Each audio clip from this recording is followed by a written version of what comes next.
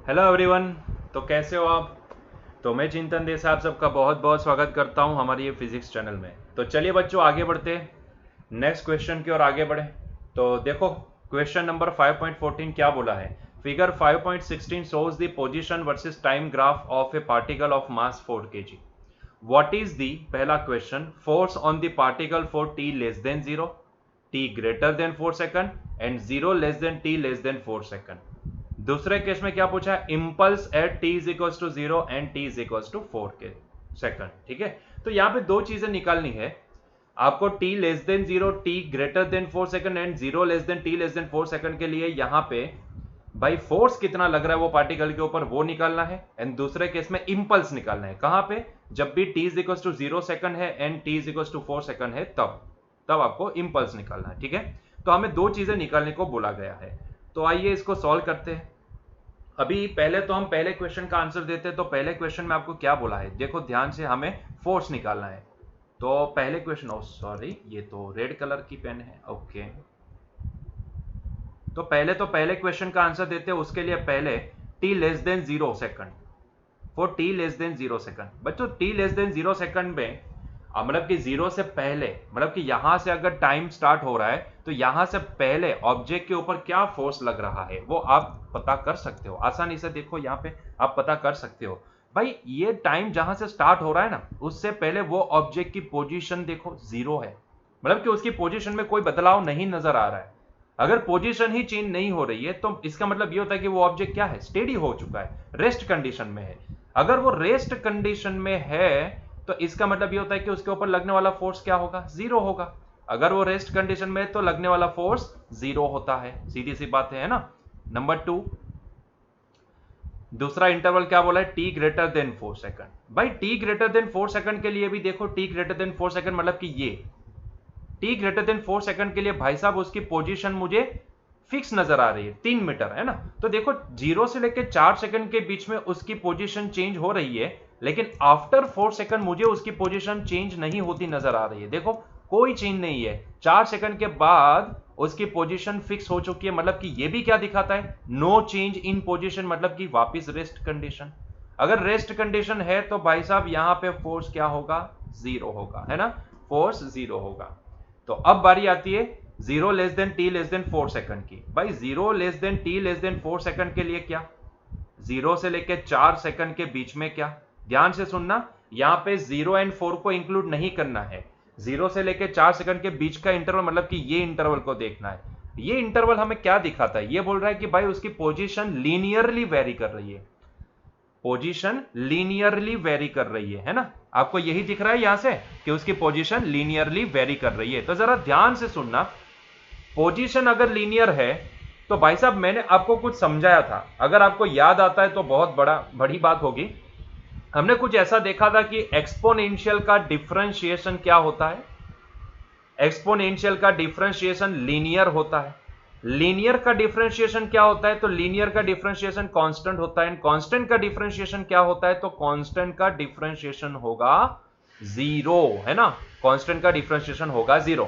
तो एक्सपोनेंशियल का linear, linear का कांस्टेंट एंड कांस्टेंट का 0। ठीक है, यही आपको ध्यान में रखना है।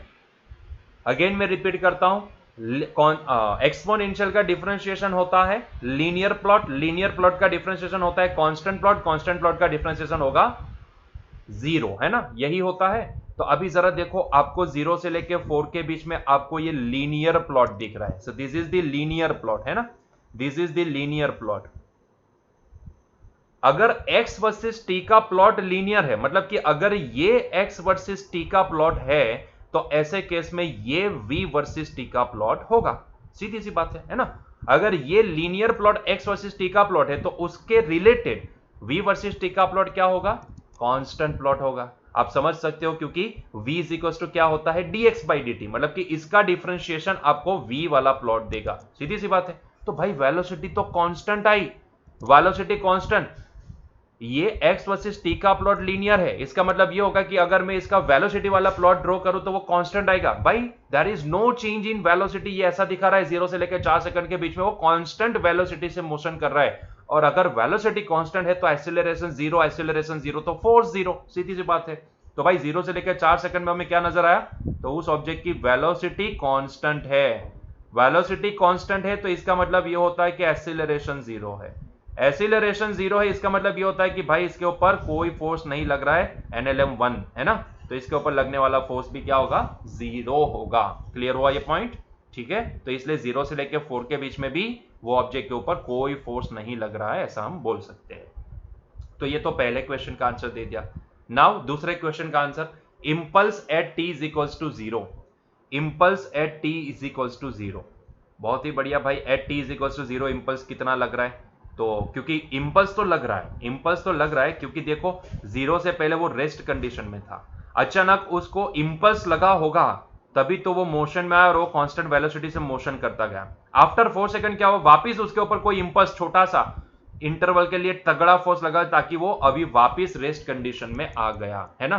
तो यहां पे इंपल्स तो लग रहा है, ठीक है, तो वो इंपल्स ही हमें निकालना है। तो at T is equal to 0 impulse कितना लग रहा है, चलो पता करते हैं। At T is equal to 0 second impulse कितना लग रहा है, लेट से कि इंपल्स लग रहा है, अच्छा इंपल्स लग रहा है कितने मैग्नीट्यूड का, अच्छा जरा सोचो तो ये इंपल्स का फॉर्मूला क्या था, इंपल्स का फॉर्मूला था फोर्स इनटू डेल्टा टी, है ना, यही तो इंपल्स का फॉर्मूला था, छोटे इंटरवल के लिए लगने वाला तगड़ा फोर्स, यही होता है इंपल्स, ठीक है, तो ये उसका फॉर्मूला था। लेकिन यहां पे हमें वो डेल्टा टी इंटरवल नहीं पता है ना, डेल्टा टी छोटा से इंटरवल के लिए लगा लेकिन वो नहीं पता है, 0 सेकंड पे लगा लेकिन कितने इंटरवल 0.001 मिली सेकंड के कितने सेकंड के लिए वो हमें पता नहीं है, ठीक है, तो we don't know this interval. तो यहां पे हम क्या करते हैं, हम यही फॉर्मूला अप्लाई करते हैं, P F is equal to क्या होता है, delta P by delta t होता है ना, ये आपको पता है, change in momentum with respect to time होता है। तो यहीं से अगर आप एफ इंटू डेल्टा टी को सब्जेक्ट बनाओगे तो आपको मिल जाएगा डेल्टा पी,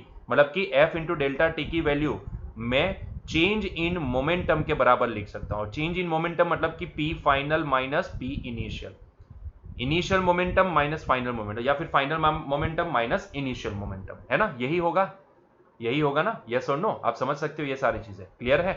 चलो तो अभी जरा ये भी पता कर लो, यहां पे फाइनल मोमेंटम मतलब कि मान लो कि वो जो ऑब्जेक्ट है उसका मास m है, अज्यूम कर लो कि उसका मास m है, तो ये होगा m into v final minus m into v initial. देखो ये इंपल्स लगा होगा t is equal to 0 second पे, उससे पहले वो रेस्ट कंडीशन में था, रेस्ट कंडीशन में था, इसका मतलब कि उसकी इनिशियल वेलोसिटी 0 हुई होगी, v i is equal to 0, है ना, यहां की इनिशियल वेलोसिटी क्या होगी 0, मतलब कि हम इसको 0 बोल सकते हैं, इसको 0 बोल सकते हैं, है ना, तो ये 0 पूरी टर्म 0, तो ये किसके बराबर हुआ, m इंटू वी एफ के बराबर हुआ।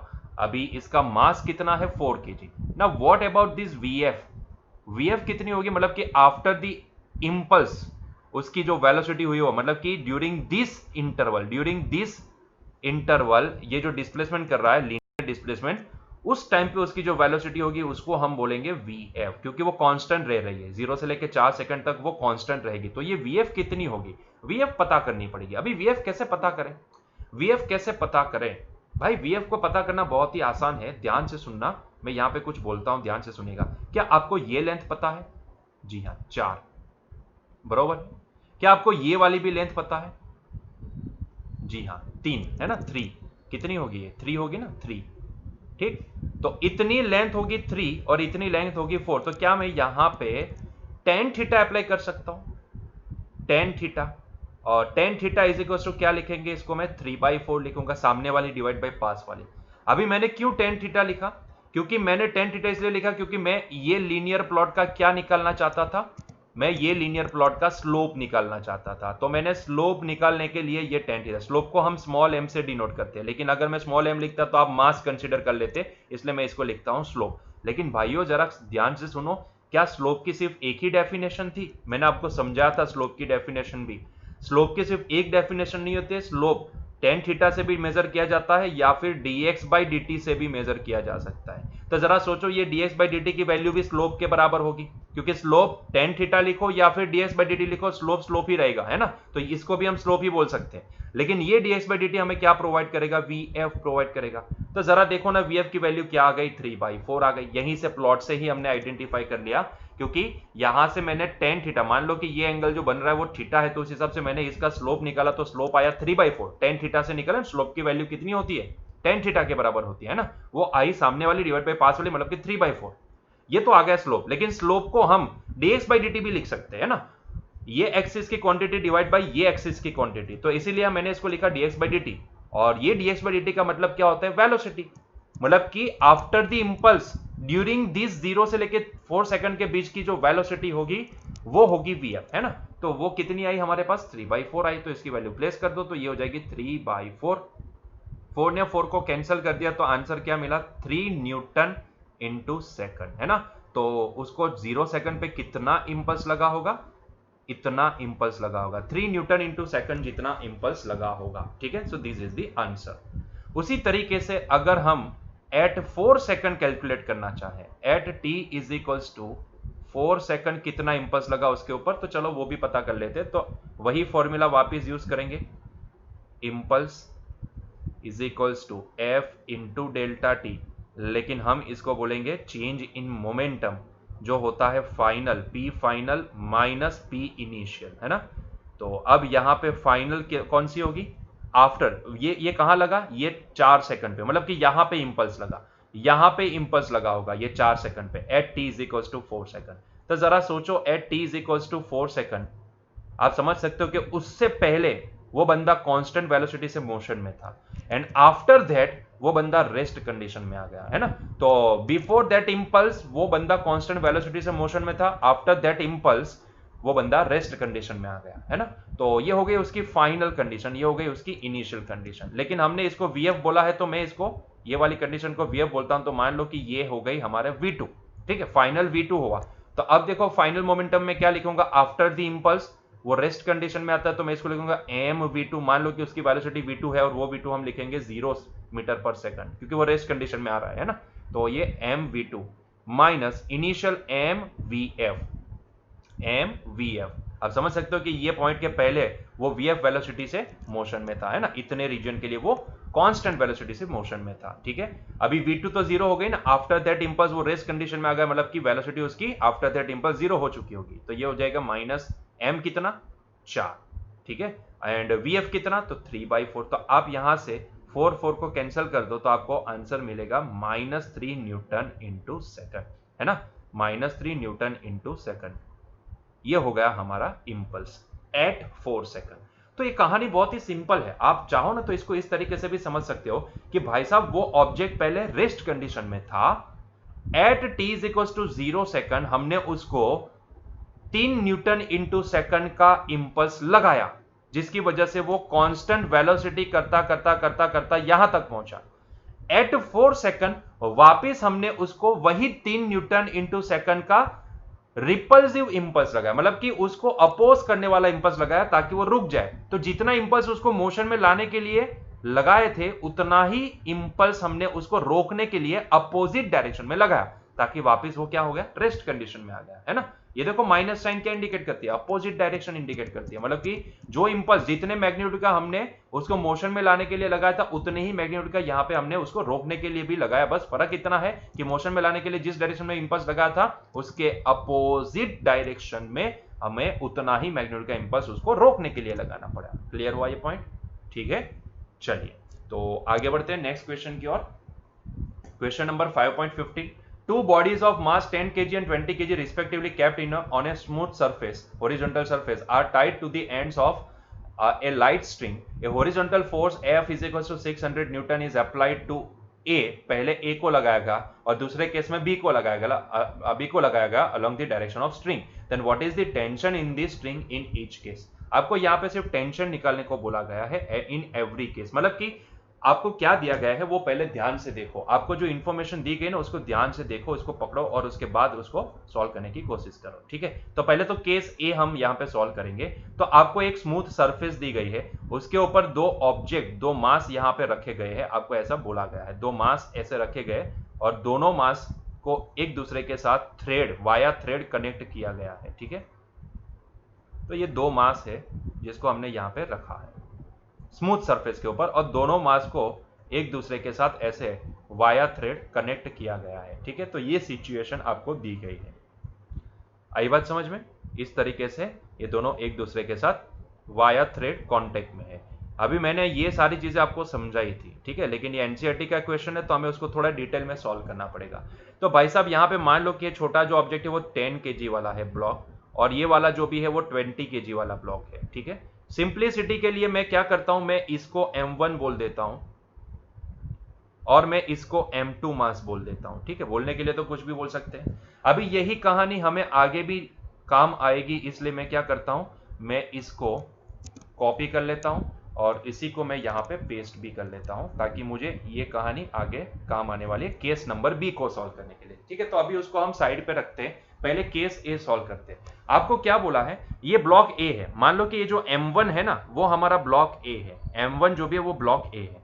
आपको बोला है कि यार ये स्मूथ सरफेस के ऊपर हम रखे एक्सटर्नल फोर्स 600 न्यूटन, अगर हम पहले पहले केस में ए ब्लॉक के ऊपर लगाए तो ऐसे केस में टेंशन कितना होगा। मतलब कि ये वाले केस में आपको ऐसा बोला है कि आपको ये जो 10 केजी वाला ब्लॉक है उसके ऊपर ये 600 न्यूटन का फोर्स लगाना है, ठीक है। ये 600 न्यूटन का कैपिटल एफ फोर्स लगाना है जो है 600 न्यूटन का। तो ऐसे केस में इसके थ्रेड के अंदर आने वाला टेंशन कितना होगा। हमें पता है कि एक थ्रेड के अंदर एक ही टेंशन एग्जिस्ट कर सकता है, तो मान लो कि हमने मान लिया कि ये टेंशन टी है। आप यहां से देखोगे ब्लॉक 10 केजी वाला ब्लॉक है, वहां से देखोगे तो tension away to the contact point, मतलब कि ये डायरेक्शन में लगेगा। और उसी तरीके से अगर 20 केजी से देखोगे तो आपको टेंशन ये डायरेक्शन में लगता नजर आएगा, है ना।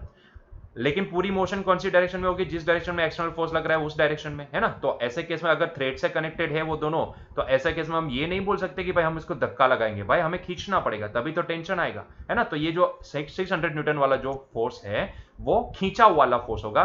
पहले केस में आपको बोला है कि ब्लॉक ए के ऊपर लगाना है, और ये ब्लॉक ए मतलब कि 10 केजी वाला ब्लॉक उसके ऊपर लगाना, तो हमने लगा दिया, ठीक है। तो अभी टेंशन कितना होगा वो पता करना है। टेंशन पता करने के लिए पहले तो ये सोचो कि यहाँ पे एक्सीलरेशन कितना होगा। मैंने बोला था कि ये जॉइंट सिस्टम होती है, तो ऐसे केस में भाई ये पूरे ब्लॉक की पूरे ब्लॉक से बनी जो दोनों ब्लॉक से बनी जो सिस्टम है उसका एक्सीलरेशन मान लो कि ए के बराबर है। तो जितने एक्सीलरेशन ये पूरी सिस्टम मूव होगी ना, उतना ही एक्सीलरेशन ये 10 केजी का भी होगा और उतना ही एक्सीलरेशन ये 20 केजी का भी होगा, है ना। जॉइंट सिस्टम के अंदर मैंने बताया था कि जितना एक्सीलरेशन पूरी सिस्टम का होता है, आप चाहो तो इसको पूरी सिस्टम का एक्सीलरेशन बोल दो, या फिर 10 केजी का बोल दो, या फिर 20 के।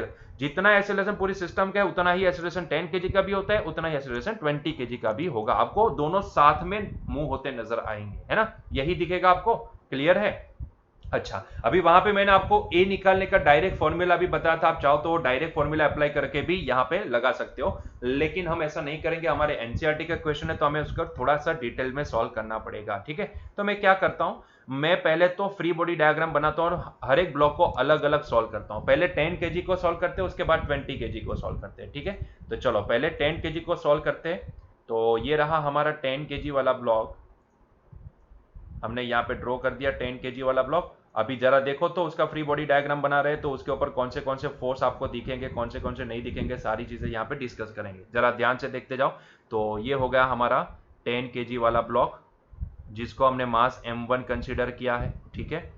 और स्मूथ सरफेस है तो फ्रिक्शन तो यहाँ पे नहीं होगा। बस यहाँ पे देखो कौन से फोर्स लग रहे हैं। यहाँ पे ध्यान से देखोगे तो इसको एक तो ये डायरेक्शन में टेंशन लगेगा एंड दूसरा ये डायरेक्शन में एक्सटर्नल फोर्स लगेगा जो हमने F बोला है, दैट इज ऑफ 600 न्यूटन। और हमें क्या दिखेगा, ये ब्लॉक भी ए एक्सीलरेशन से F की डायरेक्शन में मूव होता नजर आएगा। तो भाई क्या मूव होगा, जी हाँ मूव होता नजर आए, मतलब कि यहां पे मैं लिख सकता हूं net force in by x direction zero नहीं है। अगर जीरो नहीं है तो किसके बराबर होगा, एम ए के बराबर। एम मतलब कि ये तो M1 मास है ना, तो M1 ए के बराबर होगा। जरा देखो यहाँ पे क्यों ये ब्लॉक लेफ्ट हैंड साइड की डायरेक्शन में जा रहा है, क्योंकि भाई ये 600 न्यूटन ग्रेटर देन होगा टी से, इसीलिए वो ये डायरेक्शन में जा रहा है। तो भाई यहाँ पे हम इसको लिखेंगे F minus T that is equals to M1A, है ना। चलो सारी वैल्यू यहाँ पे प्लेस कर दो। F की वैल्यू है 600 minus tension that is equals to M1 कितना है यहाँ पे 10 केजी, तो ये हो जाएगा 10 टाइम्स A। तो ये हो गया हमारे लिए फॉर्मूला नंबर 1, ठीक है। उसी तरीके से अगर मैं ये 20 केजी वाले ब्लॉक को यहाँ पे अगर मैं ड्रॉ करता हूँ और उसका एनालिसिस देखता हूँ, उसका फ्री बॉडी डायग्राम देखता हूँ, तो मुझे क्या दिखेगा, यहाँ पे ध्यान से देखिएगा। तो ये हो गया हमारे लिए 20 केजी वाला block. So this is of 20 KG block, ये हमारा 20 केजी, ठीक है। चलो बहुत बढ़िया। चलो तो ये हमारा 20 kg है और उसको हमने मान लिया कि ये m2 मास है। अभी उसके ऊपर कौन से फोर्स लग रहे हैं, तो भाई उसके ऊपर तो सिर्फ एक ही फोर्स लग रहा है, ध्यान से देखो तो आपको समझ में आ जाएगा, उसके ऊपर सिर्फ एक ही फोर्स एक्ट कर रहा है, that is the tension away to the contact point, ठीक है। और उसकी भी मोशन कौन सी डायरेक्शन में, तो उसकी भी मोशन भाई यही डायरेक्शन में जिस डायरेक्शन में एक्सीलरेशन है ना। तो इसके लिए अगर देखने जाएंगे तो यहां पे भी net force in X direction zero नहीं है क्योंकि ब्लॉक मूव हो रहा है, तो net force in X direction zero नहीं है तो किसके बराबर है, तो वो भैया एम ए के बराबर, लेकिन ये कौन सा है m2 है तो m2 a के बराबर है ना।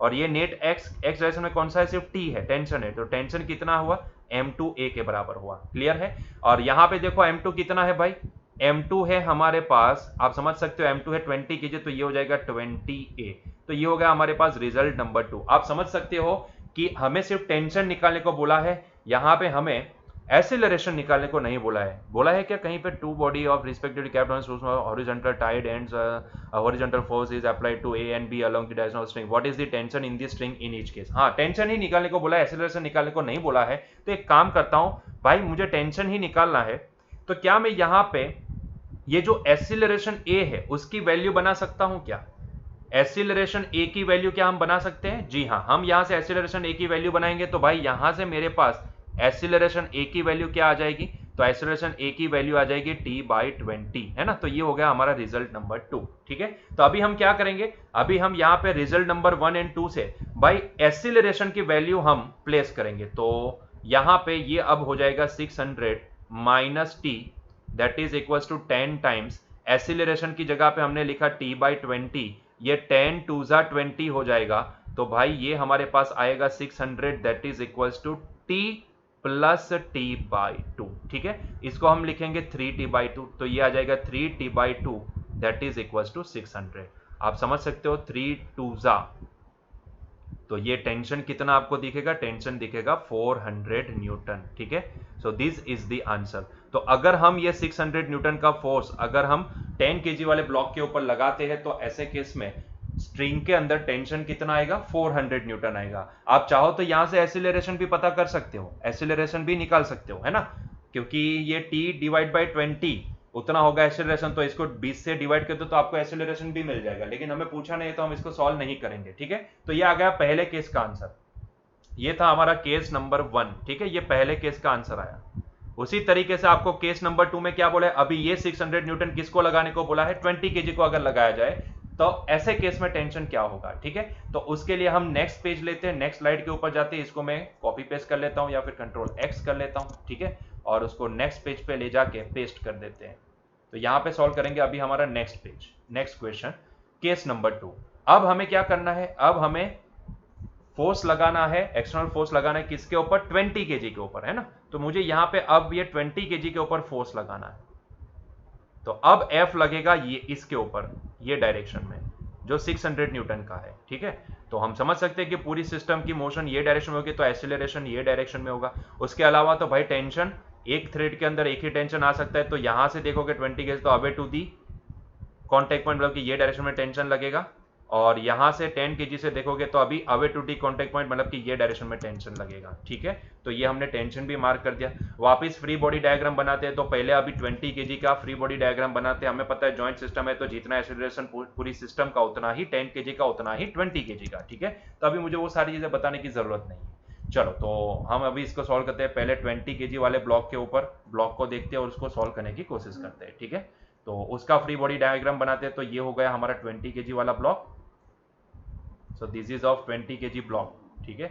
सिस्टम यहाँ पे जो दी गई है वो वहां पे सरफेस जो भी है वो स्मूथ सरफेस दी गई है, ठीक है। तो यहाँ पे सरफेस स्मूथ है, so this is the smooth surface, okay. यहाँ पे ये 20 केजी वाला ब्लॉक जिसको हमने M2 बोल दिया है, और उसके ऊपर कौन से फोर्स लग रहे हैं, तो देखो अभी देखोगे तो ये डायरेक्शन में हमारा F लग रहा है, और ये डायरेक्शन में उसका एक्सीलरेशन है, और अपोजिट डायरेक्शन में ये डायरेक्शन में उसको टेंशन भी तो लग रहा है, देखो away to the contact point, तो टेंशन ये डायरेक्शन में लगेगा। अभी यहाँ पे भी वो बंदा मोशन में दिख रहा है, तो इसका मतलब ये होता है कि net force in X direction zero नहीं है। Net force in X direction अगर जीरो नहीं है तो किसके बराबर होगा, ma के बराबर, और यहाँ पे कौन सा मास है, m2, तो m2 a के बराबर होगा। अच्छा नेट कितना निकलेगा यहाँ पे, तो एक्स डायरेक्शन में पॉजिटिव एक्स डायरेक्शन में एफ है, नेगेटिव में टी है, लेकिन उसकी मोशन पॉजिटिव एक्स डायरेक्शन में, इसलिए एफ ग्रेटर देन टी होगा, मतलब कि मैं इसको लिखूंगा F minus T that is equal to m2 है। m2 कितना है भाई 20a है ना, तो ये हो गया 600 minus T that is equal to 20a। तो ये हो गया हमारे लिए रिजल्ट नंबर 1। उसी तरीके से हम अभी 10 kg वाले ब्लॉक का फ्री बॉडी डायग्राम देखते हैं। तो ये हो गया हमारा 10 kg वाला ब्लॉक। अज्यूम कर लो कि ये हमारा 10 kg वाला ब्लॉक यहाँ पे ड्रॉ कर रहे हैं हम लोग, तो ये छोटा ब्लॉक होगा थोड़ा इससे। तो दिस इज ऑफ 10 kg वाला ब्लॉक। ठीक है, चलो इसको सॉल्व करते हैं। तो ये हमारी स्मूथ सरफेस हो गई। ठीक, चलो ये 10 kg और इसका मास कितना है, लेट से m1 है। अभी उसको कौन से फोर्स लग रहे हैं देखो, तो भाई 10 kg को तो सिर्फ एक ही फोर्स लग रहा है ये डायरेक्शन में, और वो भी टेंशन वाला, away to the contact point. इसके अलावा और कोई भी फोर्स नहीं है, उसकी मोशन ये डायरेक्शन में, तो एक्सीलरेशन भी ये डायरेक्शन में। तो लगा वही point, net force in X direction, net force in X direction zero नहीं है। अगर जीरो नहीं है तो किसके बराबर होगा, वो ma के बराबर। लेकिन ये कौन सा मास है, m1, तो ये m1a के बराबर होगा।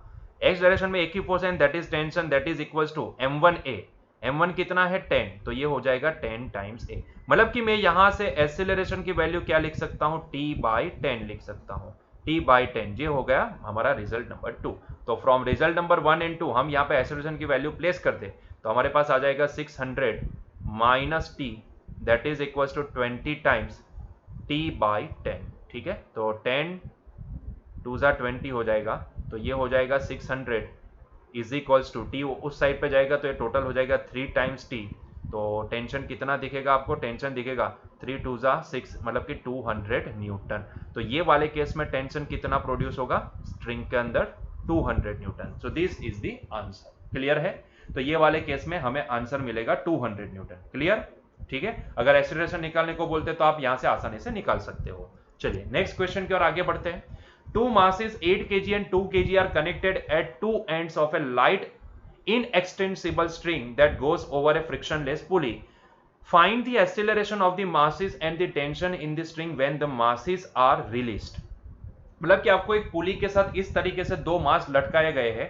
यहां पे आप समझ सकते हो m1 जो भी है वो हमारा 8 kg वाला है एंड m2 जो भी है वो हमारा 12 kg वाला मास है। ठीक है, तो ऐसे केस में अगर दोनों मास को रिलीज कर दिया जाए तो आप समझ पाओगे कि यहां पे ये जो सिस्टम है ना, ये वाला जो ब्लॉक, क्योंकि m2 ज्यादा है, m2 12 kg है एंड m1 यहां पे कंसीडर कर लेते, let m1 is equals to 8 kg and m2 is equals to 12 kg। ठीक है, तो ये आपको पता है, मुझे बोलने की जरूरत नहीं कि भाई यहाँ पे ये मास ज्यादा है तो ये जो भी मास है उसको m2g ज्यादा लगेगा नीचे की डायरेक्शन में, तो ये जो पूरी सिस्टम है उसकी मोशन ये नीचे की डायरेक्शन में होगी। अगर m2 नीचे जाएगा तो ये स्ट्रिंग ऐसे है कि जो खींच नहीं सकती है, उसमें टेंशन है लेकिन इनएक्सटेंसिबल है, मतलब कि एक्सटेंड नहीं हो पाएगी, रबर बैंड जैसी नहीं है। तो ऐसे केस में क्या होगा कि पूरी सिस्टम आपको इस तरीके से ये डायरेक्शन में मूव होती नजर आएगी, मतलब कि ये m2 नीचे जाता नजर आएगा और ये m1 ऊपर जाता नजर आएगा। जितने एक्सीलरेशन, क्योंकि ये जॉइंट सिस्टम हो गई, तो जितने एक्सीलरेशन से ये m2 नीचे जा रहा है ना, उतने ही एक्सीलरेशन से ये m1 ऊपर जाता नजर आएगा, है ना।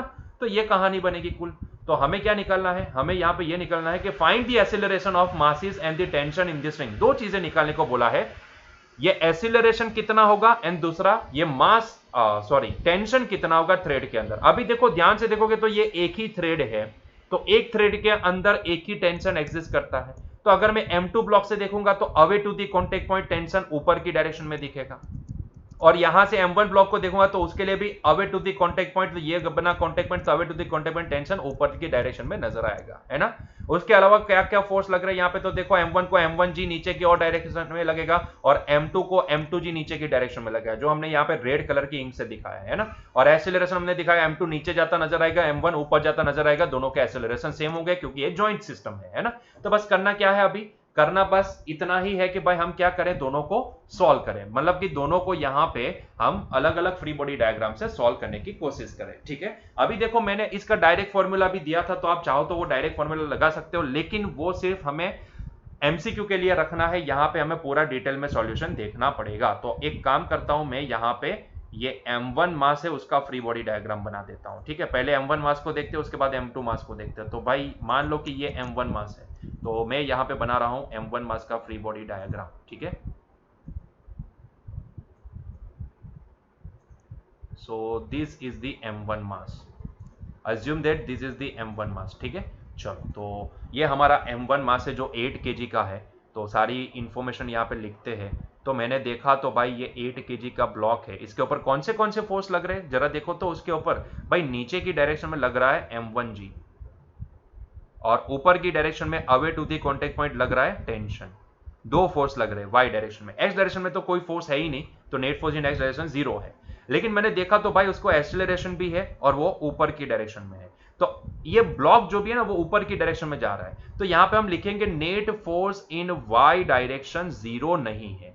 अगर 0 नहीं है तो किसके बराबर होगा? ma के बराबर। यहां पे कौन सा मास है? m1, तो ये m1a के बराबर होगा।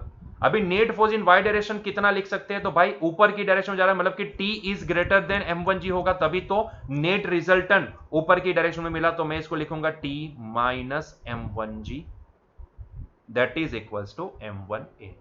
अभी जितनी इंफॉर्मेशन पता है उतनी यहां पे पहले प्लेस कर दो। तो भाई हमें यहां पे मास पता है उसका जो है 8 kg, और g पता है हमें यहां पे कंसिडर करना है 10। ठीक है, तो it is equals to 8 times a। तो आप यहां पे एक फॉर्मूला बना सकते हो, t is equals to 8 times 10 that is equals to 8 times a। ठीक है, लेकिन हम क्या करेंगे, हम यहाँ पे एक फॉर्मूला, बहुत बढ़िया सा फॉर्मूला यहाँ पे डिराइव करेंगे एक्सेलरेशन का। तो इसलिए मैं ये फॉर्मूला को यहीं पे छोड़ूंगा, यहीं पे ऐसे नहीं छोड़ूंगा। ध्यान से सुनिएगा, ध्यान से देखिएगा। तो ये टेंशन आ जाएगा कितना?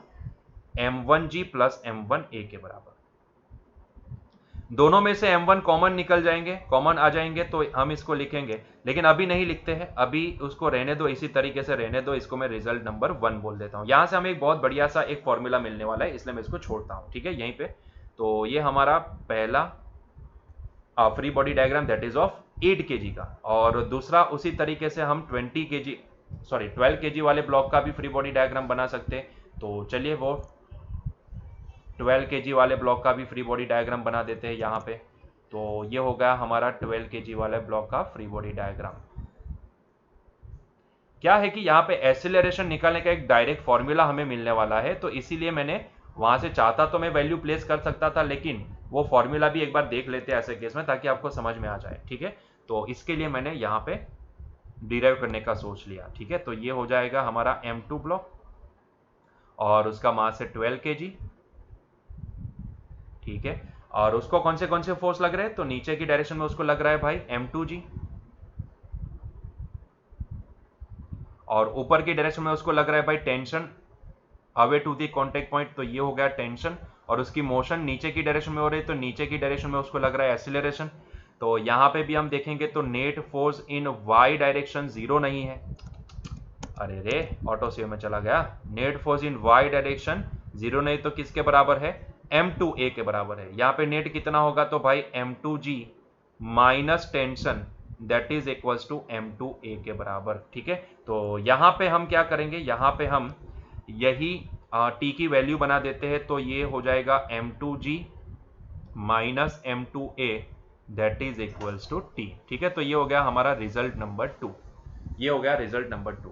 तो अभी यहां से दोनों रिजल्ट को कंपेयर करो। टेंशन की वैल्यू तो सेम ही होती है ना, तो दोनों रिजल्ट को कंपेयर करेंगे। तो from by comparing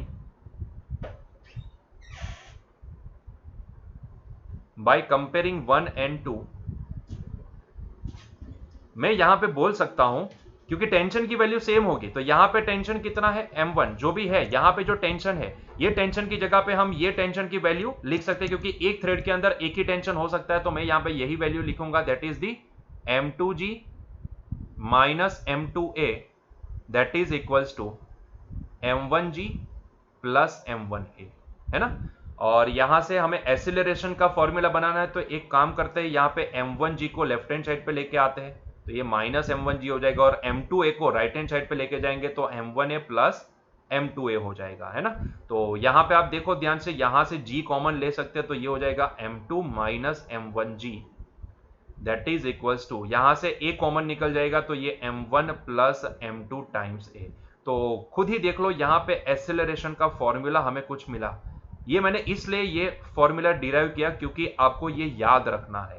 every time अगर ऐसा सिस्टम आएगी, ऐसे सिस्टम आएगी, ऐसा केस आएगा, तो ऐसे केस में आप डायरेक्टली ये वाला फॉर्मूला अप्लाई करके आप आसानी से आंसर पता कर सकते हो। So this is the important formula, ये आपको याद होना चाहिए। ठीक है, हमने यहाँ पे डिराइव कर दिया। अभी उसमें सारी वैल्यू प्लेस कर देते हैं, तो जो भी इंफॉर्मेशन हमें प्रोवाइड की गई है भाई, यहाँ पे M2 है 12 kg, तो 12 माइनस M1 है 8 kg divide by 12 plus 8 times 10। आप समझ सकते हो ये कितना हो जाएगा।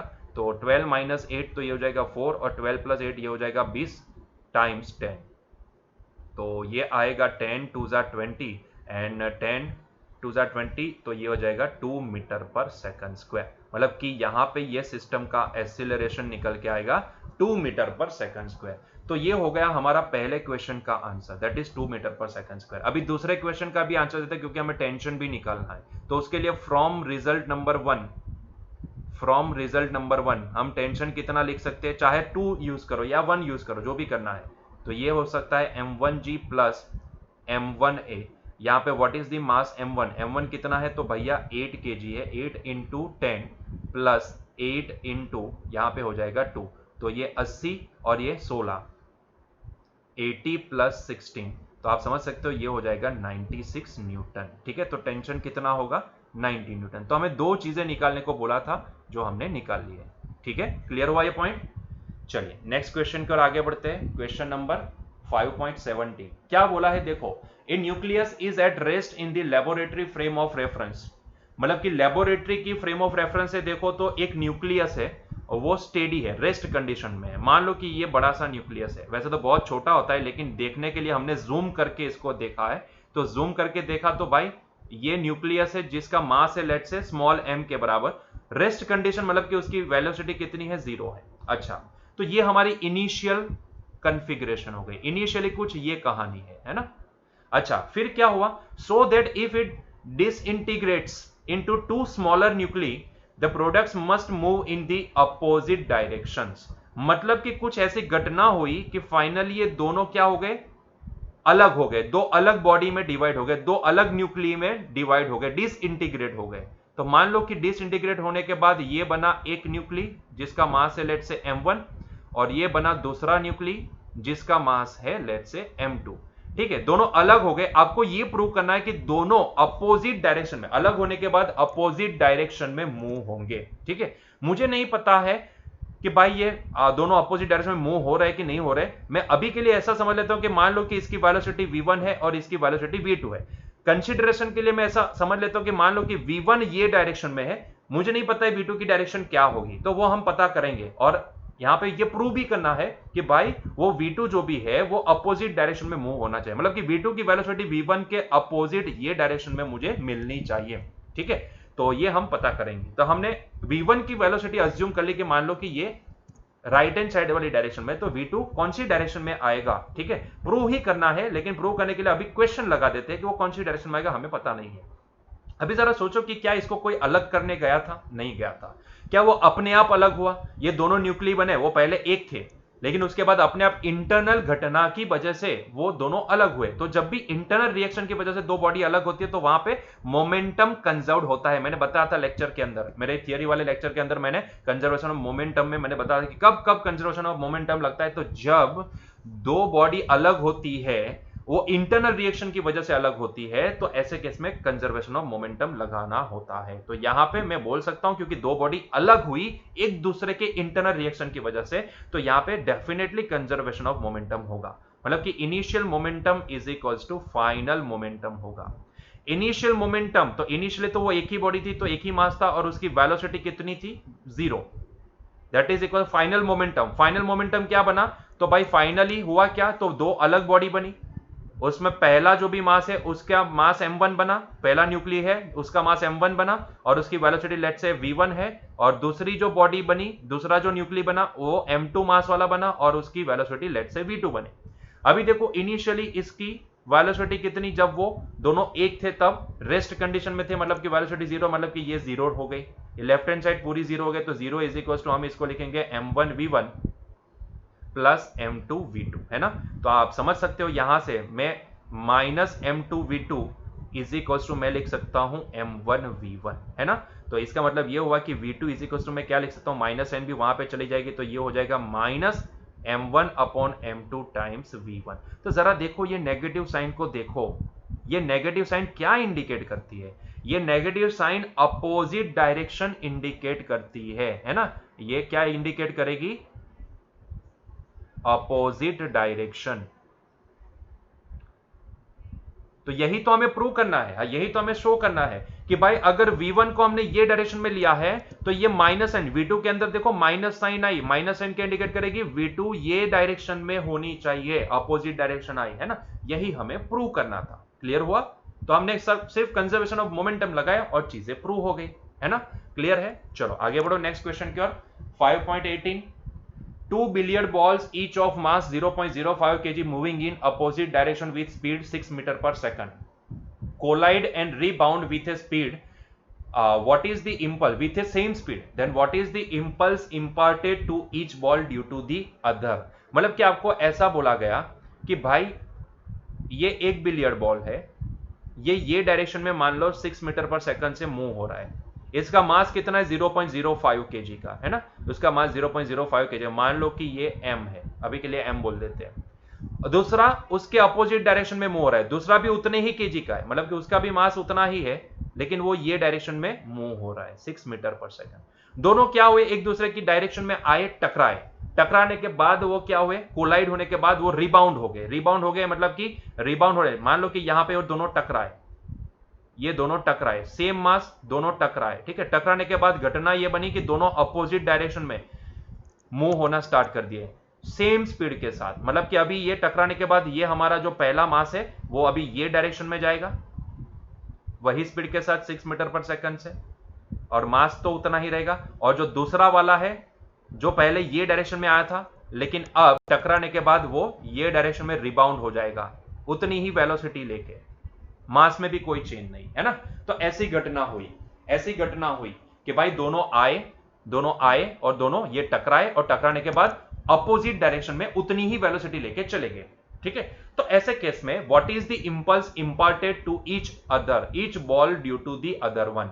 मतलब कि जब टकराए तब सीधी सी बात है कि इसने छोटे इंटरवल के लिए टकराए तब उनका जो कांटेक्ट होता है वो छोटे इंटरवल के लिए होता है। मान लो कि वो टाइम था डेल्टा टी और वो छोटे इंटरवल के लिए एक दूसरे के साथ लड़े, टकराए मतलब कि लड़े, बराबर, पूरा जोर से लड़े, तब इसने इसके ऊपर फोर्स लगाया होगा और उसी तरीके से इसने इसके ऊपर फोर्स लगाया होगा, दोनों ने एक दूसरे के ऊपर फोर्स लगाया होगा, है ना। हम मान लेते हैं कि हम सिर्फ किसी एक को कंसीडर करते हैं, किसी एक को देखते हैं। मान लो कि मैं सिर्फ इसको देखता हूं, लेफ्ट हैंड साइड वाला जो बॉल है उसकी पोजीशन को देखता हूं, उसको देखता हूं, तो भाई वो आया, टकराया, मैं सिर्फ उसको ही देखता हूं, ठीक है। तो ऐसे केस में भाई इसने इसके ऊपर कुछ फोर्स लगाया, लेट्स से कि उसने जो फोर्स लगाया वो था फोर्स ऑन 1 ड्यू टू 2, ठीक है। ये बॉल 1 है, ये बॉल 2 है, तो ये 1, ये हमारा 2, ये 1, ये हमारा 2। तो हम सिर्फ अभी बॉल 1 को ही देख रहे हैं। तो ऐसे केस में मैं सिर्फ इस एक को ही देखता हूं, ठीक है। आप चाहो तो दोनों को देख सकते हो, लेकिन हमें impulse imparted to each ball due to the other one पूछा है ना। तो हम किसी एक को सॉल्व कर दे, क्योंकि जितना ये 2 नंबर वाला बॉल पहले के ऊपर लगाएगा उतना ही फोर्स वो 1 नंबर वाला बॉल दूसरे के ऊपर लगाएगा। मैग्नीट्यूड तो सेम होंगे, सिर्फ डायरेक्शन बदलेगी, है ना।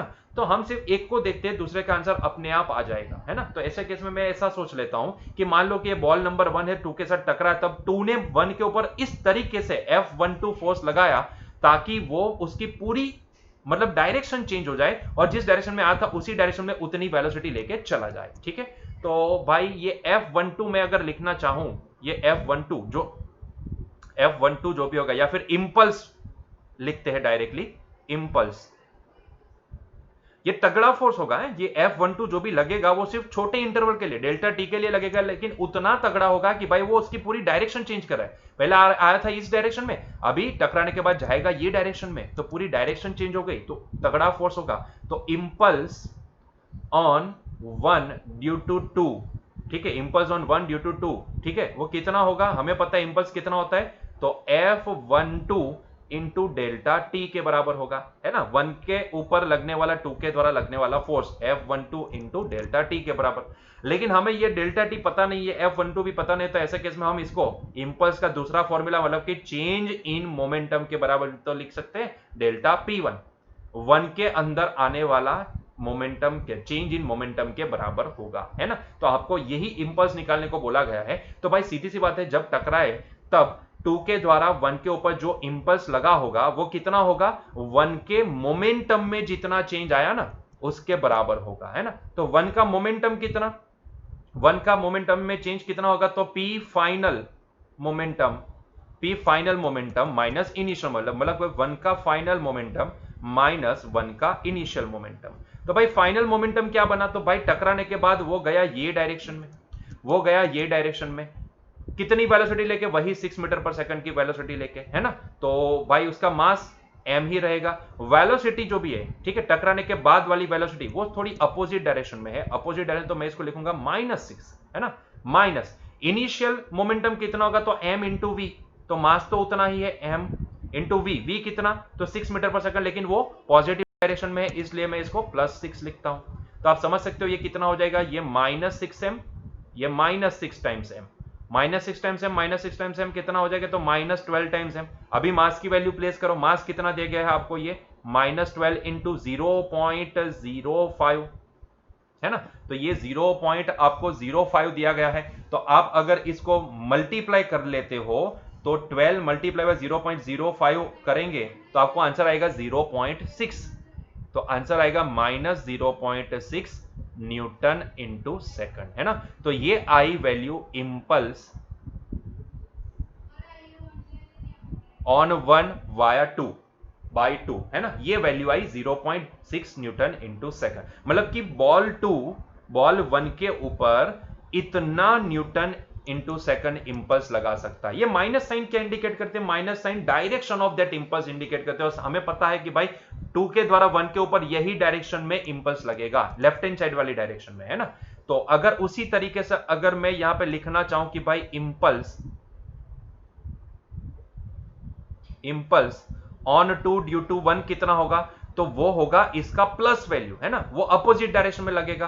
तो 1 के द्वारा 2 के ऊपर लगने वाला होता है ना, तो वो कितना आएगा, तो +0.6 न्यूटन इंटू सेकंड। आप चाहो तो इसका भी डेरिवेशन लिख सकते हो, लेकिन हमें एक पता है तो दूसरा अपने आप लिख सकते हैं, तो इसलिए हम ऐसा नहीं करेंगे, ठीक है। तो इतना इंपल्स लगेगा, ठीक है, मतलब कि दोनों बॉल एक दूसरे के ऊपर कितने मैग्नीट्यूड का इंपल्स लगाएंगे, 0.6 न्यूटन इंटू सेकंड का इंपल्स लगाएंगे। क्लियर हुआ ये पॉइंट, ठीक है। चलो नेक्स्ट क्वेश्चन, आज के लिए आखिरी question. A cell of mass 0.020 kg is fired by a gun of mass 100 kg. If the muzzle speed of the cell is 80 meter per second, then what is the recoil speed of the gun? Gun की recoil speed कितनी होगी वो आपको यहां पे पता करना है, ठीक है। मतलब कि आप यहां पे ऐसा समझ लो कि एक गन के अंदर एक सेल है और वो सेल का मास आपको दिया गया है। हम थोड़ा नोटेशन वगैरह यूज कर लेते हैं, थोड़ा यहां पे इंडिकेट कर लेते हैं कि भाई मान लो कि m1 is equals to mass of cell,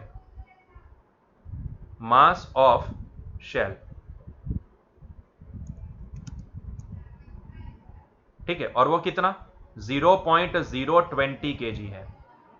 अच्छा, उसकी वेलोसिटी कितनी दी गई है यहां पे, हाँ, फायर्ड बाय, देखो इनिशियली वो शेल गन के अंदर होगी, इनिशियली ये शेल जो भी है वो गन के अंदर होगी, तो 1 आई, तो शेल की इनिशियल वेलोसिटी कितनी होगी, 0 मीटर पर सेकंड। जब ट्रिगर दबाया उससे पहले तो वो स्टेडी थी ना अंदर गन के अंदर, तो उसकी वेलोसिटी 0 मीटर पर सेकंड होगी, है ना।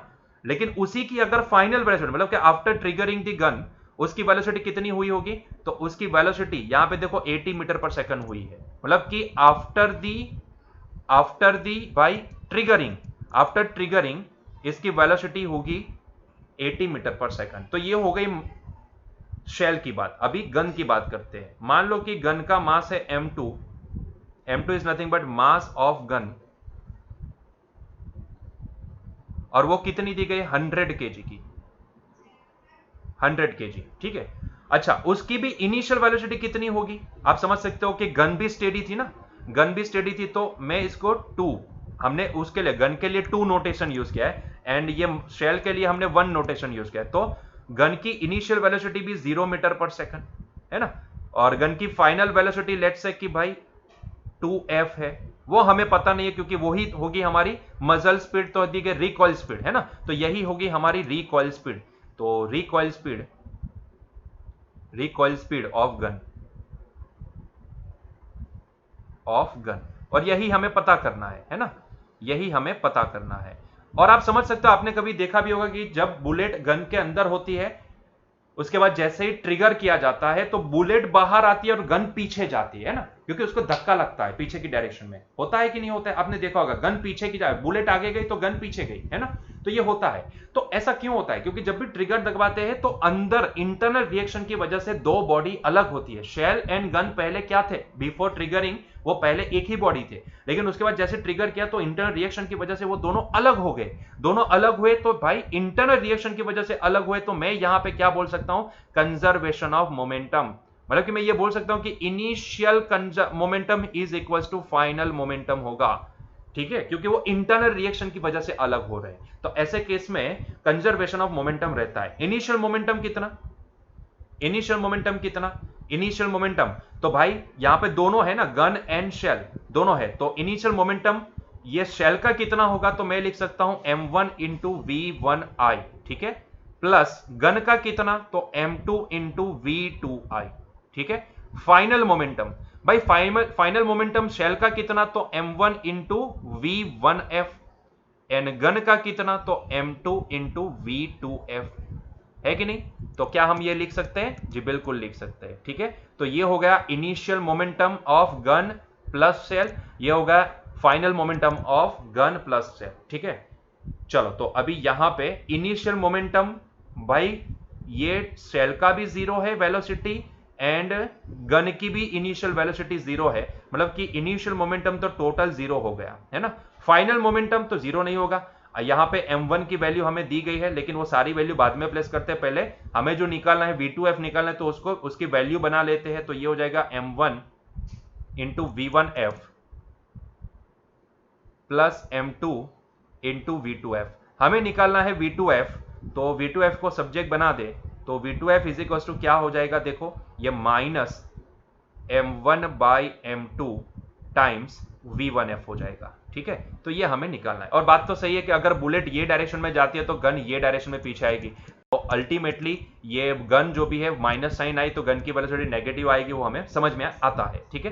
तो अभी उसमें बस वैल्यू हमें प्लेस करनी है, तो भाई v2f इज इक्वल टू क्या हो जाएगा? सारी वैल्यू प्लेस कर दो। m1 कितना दिया गया है? Mass of that shell, that is 0.020, ठीक है, डिवाइड बाय, और ये इसकी वेलोसिटी कितनी है? तो 100 है, सॉरी इसका मास कितना है गन का? तो 100 है, मल्टीप्लाई बाय v1f कितना है? Final velocity of shell that is 80, ठीक है।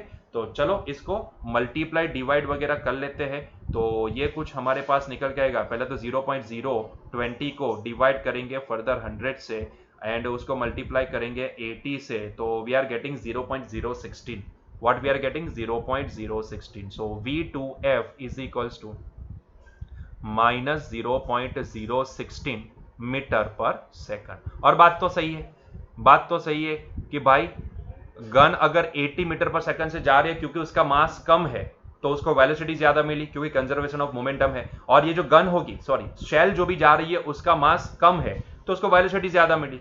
लेकिन यहाँ पे गन पीछे की डायरेक्शन में, तो माइनस साइन क्या इंडिकेट करता है? Opposite direction of shell motion. Shell की जो मोशन है उसके अपोजिट डायरेक्शन में गन की मोशन है ना। तो उसको कितनी मीटर पर सेकंड की वेलोसिटी मिली? 0.016 मीटर पर सेकंड। क्यों इतनी कम मिली? भाई उसका मास भी तो ज्यादा है, 100 की जगह मास है, तो उसको वेलोसिटी कम मिली है, सीधी सी बात है ना। यस और नो? तो दिस इज द आंसर। तो ये होगी उसकी रिकॉइल स्पीड। क्लियर है? तो बच्चों यहीं पे हमारा आज का लेक्चर एंड करते हैं, मिलते हैं नेक्स्ट लेक्चर में। Till that enjoy your day, bye.